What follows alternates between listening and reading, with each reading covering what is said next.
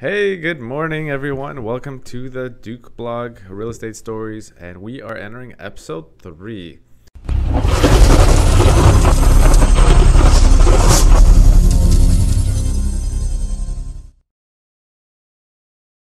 Now it kind of feels like it's just something that must be done weekly.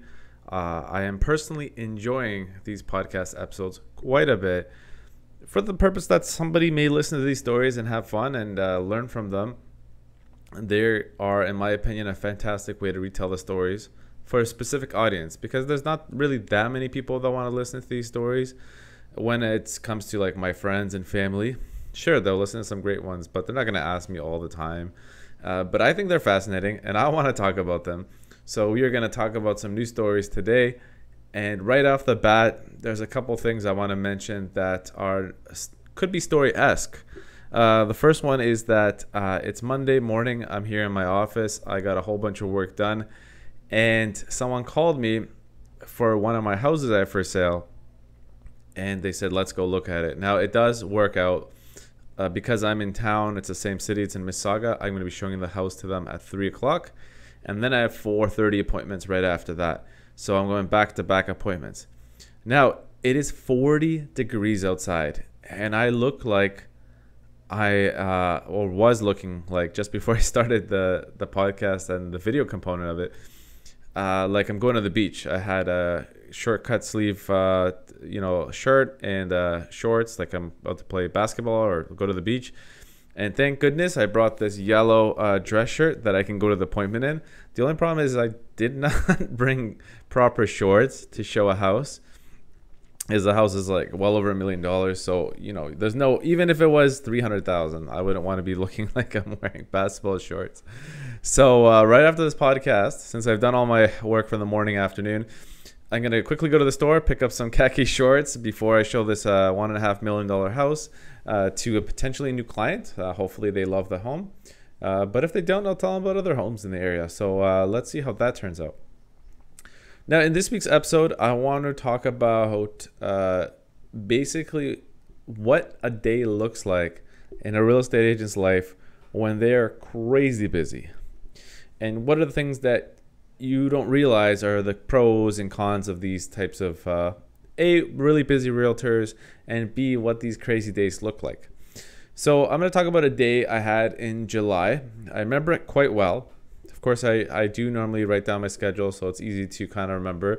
Now, there are some regular life components to that day too, like me walking my son to daycare, getting up with him, having breakfast together, these kinds of things. Now, but before I talk about that, let's talk about a story in the making. A story in the making. What I mean by this is I went to a friend's condominium. So he's a past client of mine. I helped him buy the condominium. Back in the day before COVID, it was really, really, really, really beneficial to present an offer in person. So instead of emailing any offer, faxing it in, what have you, you always want to set up a time that both agents, the seller's agents and the buyer's agent, so I'm representing the buyer here, so I want to present an offer to the sellers, have all the clients in a close proximity, like for example the real estate office or a Starbucks, for example. Most time real estate offices are the most professional and easiest, and they also have scanners and stuff like that if that comes up, and we can print stuff very easy. So in this case, these clients found a really good condo. It was in Scarborough, so it was a little bit on the east end. That's where they preferred to be for their budget. Their budget was really low. This is 3 years ago. There was like 300,000 or less. And we found this condo for $275. First day on the market. I called the agent and I said, hey, if my client's interested, can we present the offer? So is your client available? That's the major thing. Is your client available? If he said no, he's not available, then I know I can't present the offer that evening or whatever. But he said, yeah, sure, okay, if it's a good offer, like, why not, right? And without telling him the offer, even though I knew we wanted to buy the house, I call him back like an hour later. I'm like, okay, let's do it. My clients, they could be a little wishy-washy, just making stuff up just to secure the appointment. And say they're a little wishy-washy. They might change their mind today, tomorrow. So let's try to get this done. He says, okay. We go in. We media everyone. We present an offer of $10,000 under asking on a $275,000 condo, which is clearly the best condo at that price range, because we already looked at like 10 other ones in that area. And my client would have been totally happy getting it for full price, $275,000. And those guys, the sellers, come back at $272, say, okay, you guys are very nice, you're very professional, and my seller has a good feeling about you, but this is the bottom line, $272. Okay, guys, it doesn't matter how this went down, but the fact that we got the best possible condo and $3,000 off for my client because we presented it in person and we did it in a timely fashion. So that evening, therefore, not that many people can go in and get involved and try to offer themselves. Once they present an offer, they register an offer, then the sellers have to show both offers to the sellers, right? So it could be competitive. We could end up paying full price or more to try to get this one. And I was really happy that the agent was willing to do that for us. So anyways, regardless, we got it for $272 3 years ago. Now the condo is worth around $400,000. Okay, so my clients went from 10% down, 20, 30,000 or so to 130, 140, 150,000 in equity. Sounds not bad, right? Now they want to move close to their family, babe, in the Ottawa area, and they can get a nice house over there, 3-4 bedrooms for 300,000. They say, let's sell the place. Great. So I was over there last week, and let's see if this is a story in the making, because condo looks good. I said, yeah, it's going to look good, but let's paint it. You got a little bit of money on the side. I know you can afford it. You're asking me what you can do. So let's just be realistic. Let's paint it to a nice, fresh, neutral color. There's a lot of marks on the walls. Some of the trim looks dirty. And I think it's going to look really good in pictures and video. And then we'll get a professional cleaner to clean it out for you. Deep clean. The appliances are a little old. But we're going to put it at an attractive price. And I think with these improvements, which, the paint ends up coming to, it's a 733 square foot condo. The painter, including all the paint and all the trim and even some of the doors, so basically like everything in the condo, he's saying he's going to do it for $1,000. And one of my guys can do it in 1 day. So, okay, great. So this is the plan. So before I leave, we've agreed, we've signed everything. Before I leave, I'm like, all right, I have a lockbox. Let's go and put the key in the lockbox. And I'm like, okay, let's go down to management, ask them where they want the lockbox. Management says, they don't allow lockboxes in the building. Is there like a fence I could put the lockbox on? Nope. No lockboxes on anywhere in the property. Okay. Thank you, Mr. Manager. And he says, but there is a guy across the street at the Dollarama. It's actually $1 or more is the name of the store. But anyways, whatever. In Scarborough. And he's capitalizing on the fact that we are no longer allowing lockboxes. So he's got a little spot in the corner with all the lockboxes, and you can go there. You pay him a flat fee. He'll hold on to it for you. It's like $60. So I'm like, all right, fine, whatever. If he's open like 9 till 8, those will just be the times. So I go there. Nice gentleman. He's open every day of the week, which is good because I'm relying on people going to the dollar store to get the key so they can show the unit to themselves and their clients. And for myself to show to any potential buyers that want to see it. So the guy's only open from 11 a.m. to 6 p.m. That's not okay. I would say about half the appointments are going to be after 6 o'clock. So what are we going to do? The client and I are brainstorming. We're thinking about this. Now, the cool thing about this story is that my client's wife is Chinese. She's from China. And there's an Asian store right beside the dollar store where you can get all your Asian groceries. And I said, you know what? You're friends with those people. Why don't you ask them? They're open 9 till 9. If you can put the lockbox somewhere, outside or inside, whatever. And she did talk to them. It does seem promising. But right off the bat, this condo that's going to be coming up sometime next week, it already has some unique issues where right now I have no idea where the lockbox is going to be and how people are going to access it. The sellers and I are having a good laugh, but I don't really want them to be too stressed out. So we are making progress there. But I think that's a story in the making. So basically, every week I will tell you an update about the process of the condo until it's sold and how people are actually getting into the building. We're going to have a good time with that one. So there's an ongoing story, our first one in this podcast. All right, let's talk about a story in July. This is just a day in the life of a busy real estate agent. So obviously I'm talking about me. Now, not every month I'm this busy, and not every day of the week I'm this busy, and so forth. But let's look at what happened in a particular day. And because I was so busy, and I have been so busy, one of the perks of working with a really busy real estate agent is that they tend to be on the ball. They tend to be in the zone. And that's often the case.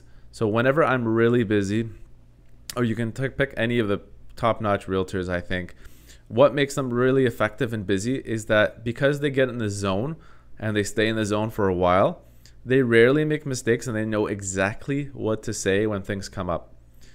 And I'll give you examples of that throughout this day. But you can basically think about it like a basketball player or a hockey player or any sports player, of being in the zone, being in the flow. So let's say Michael Jordan or LeBron James, they've won lots of titles. There are moments where they're just in the zone. They can't even hear the audience around them. There's thousands of people. Now, of course, there's no fans right now, but that's irrelevant. They're in the zone. They take over the game. They win the game in the biggest moments of the game. Now, of course, there are no championships per se for us, but when clients are expecting us to negotiate the largest assets of their lives, each successful transaction is a championship for them. So we go to play for them. And why a busy real estate agent is better than one that's not busy. And trust me, there are moments in my career where I have not been busy, like just even the first couple months of quarantine. Just no one was really working that much in real estate because everyone was afraid. No one wanted to look at homes. You're not busy. Like, I spent a ton of time with my son and my family, and we did stuff around the house, and it was great from that point of view. But even in saying that, quarantine or not quarantine, there are times where you can feel sluggish or you're not very sharp because you haven't been in the game. Often that's after vacation and stuff like that. That's why there's a kind of an idea out there that you should definitely go on vacation 3-4 times a year if you're allowed to travel. Any year except for 2020. Just to refresh. But also, you don't want to go on vacation when you're in the middle of a lot of transactions and stuff, because the best time to do a deal is just when you did a deal, so you get in a flow. All right, so let's talk about my day. Now, every day I roughly get up. I think this was like a Tuesday, if I remember it, and it was end of July. Every day I get up around 7 in the morning. The reason being is that my son normally wakes up by like 7:30. And either that wakes me up, or I just get up and I start working or going over my day. Now, my day typically starts the night before. In this particular day, that's generally the case because you always want to write down your schedule. You always want to review things you got to do, so you make sure you get them done. Put them in order of importance. But because I had a house going on the market, I had already done all the paperwork for the house. I had written up the description, everything. The photos were done the day before, so I'm just waiting on the photos. Normally it's the day in the morning or the evening. And I send all the documents to my brokerage. So the front receptionist girls that put up the listing, they do a rough draft of it, and it's all done. All I need to do is just get the pictures, virtual tour, video, all that stuff, and then send it to them. So I can do it myself, but it's just a rough idea. So the morning of, wake up, I know I have a new listing going on for sale, and so that's going to be the focus of my morning, right? So I get up, wake up with Oliver, we play, we make Oliver's a 3-year-old, he's turning 3 in August 23rd. We get up, we do a whole bunch of stuff. I walk him to daycare by 9, and I have my lunch packed and I go to the office. So at 9:30 I'm basically at the office. 9:30 is what time my office opens up. So now that I have all the pictures, I've already emailed it to them in the morning, probably just before my son woke up, gone over everything. I'm putting that house on the market. It's gonna go live, and I'm gonna spend the next 2-3 hours editing it, marketing it. Facebook, Instagram, LinkedIn. I'm putting up the video on YouTube, doing descriptions of that. I'm also writing an article on my webpage under the blog, and I put that under the additional photos in the MLS listing. So when people go to virtual tour, it says additional photos, goes right to a page on my website, all the full details. This takes quite a while to do all this work, proofread it, make it look great. By like 1 o'clock, like I'm pretty beat. You need to stop what you're doing, stop looking at the computer and go out, go for a walk, do something else, right? So yeah, we have lunch, whatever. And at 3 o'clock, roughly around 2-3 o'clock, I go and show a few homes. One of those homes my client loves. They want to put an offer in it. I get it signed. I come home at 4 o'clock. I go get my son Oliver from daycare. I bring him home. We actually decided to take apart his crib that day and start building his new bed.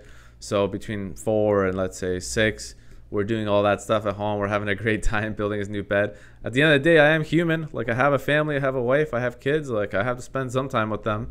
Doesn't matter if we're really busy or not. Now, the whole time I'm building his bed, I have a townhouse for sale in Mississauga that I'm negotiating an offer. So as the day is going on, we're negotiating the details. So I'm talking to the agent that wants to buy it. I'm negotiating with my client, telling them the situation. So we're already negotiating a new offer.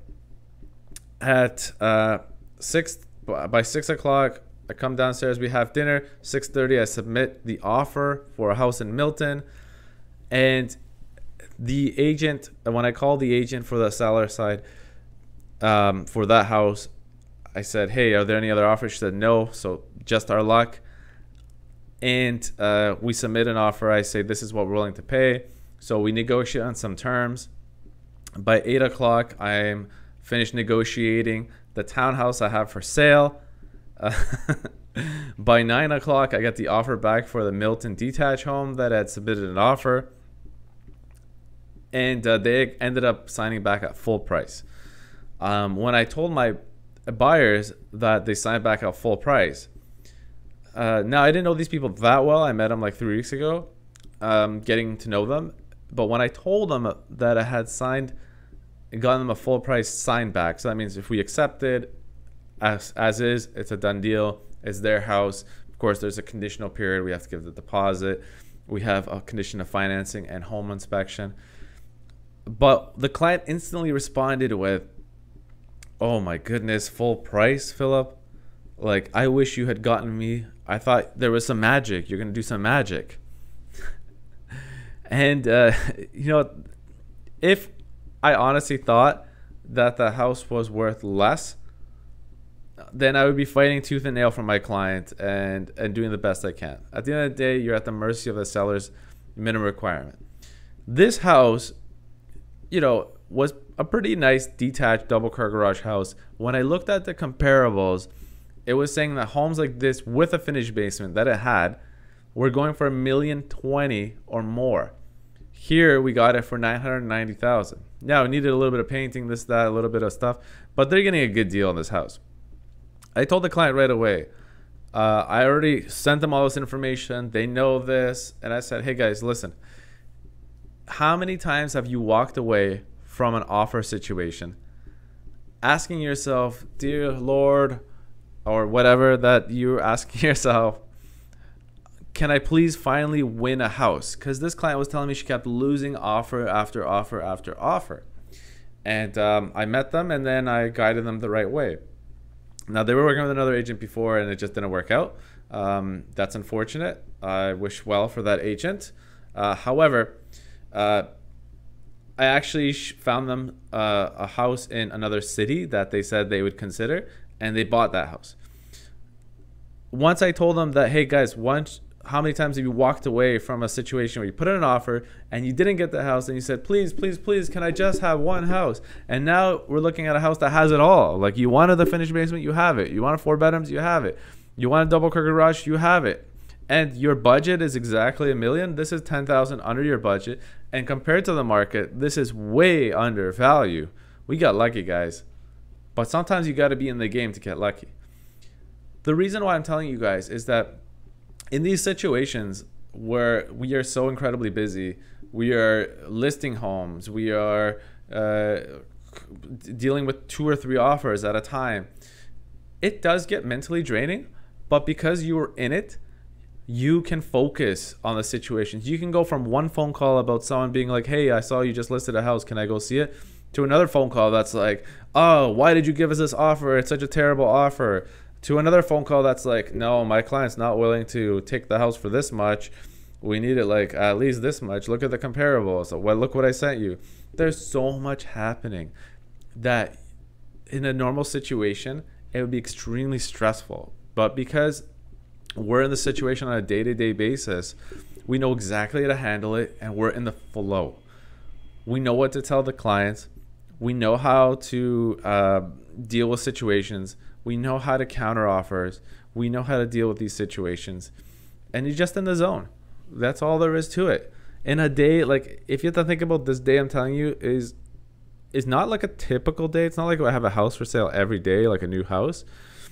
Maybe every couple weeks you get a new one, so like 2 a month or so. That's pretty standard. But to have a new listing, do all the work on it, work for hours on the computer, show homes, deal with one offer in your house, deal with another offer on another house, and still find time to eat dinner with your family, put your son to bed at 8:39, and then like all the way up until like 10:30. I'm just sending documents, talking to people, helping people out, letting people understand, submitting stuff to mortgage brokers because now they got the house. We need to get the financing done quick. It's really challenging on these days to work like that, but these days will hit you because sometimes clients just call you at the exact same time and you need to be available. So whenever you think about working with an agent, like a busier agent or a less busy agent, keep in mind that the less busy agent is going to be more prone to mistakes. Trust me, I told you, I've been there. Than a busier agent. The busier agent will be less prone to mistakes because they're on top of things. And they know exactly what to do. I don't think I made many mistakes at all in July. Probably none at all that I can think of. Nothing big. I didn't miss anything. And in July, I was the number 2 agent for the whole company. So I have to give a shout out to myself because I did 7 transactions in that month. It was crazy busy. You know, my wife's going to be expecting a new baby soon, and things will be crazier again. But you just have to get used to it and ride it for as long as you can. Eventually, there'll come a time in the year where there's just not much happening. Things settle down. Your clients are all settled. And a lot of people just start waiting for next year. Then you could relax, enjoy more time with your friends and family and that kind of thing. But keep this in mind. Work with busier agents, guys, because they'll get things done for you the best possible way. They'll be your championship leaders. So keep those things in mind. And I hope you enjoy these stories. These are a little bit different than the first 2. But I will keep you posted about the Scarborough condo that currently doesn't have an excellent location for a lockbox. And maybe the Chinese supermarket will be the place. So that is a lot of fun. I think us as professionals and realtors and even the clients, we should have a little bit of fun, even though we're selling large assets of your lives. But these are the stories we're going to continue to tell. So let's see what happens, and wishing everyone a great week.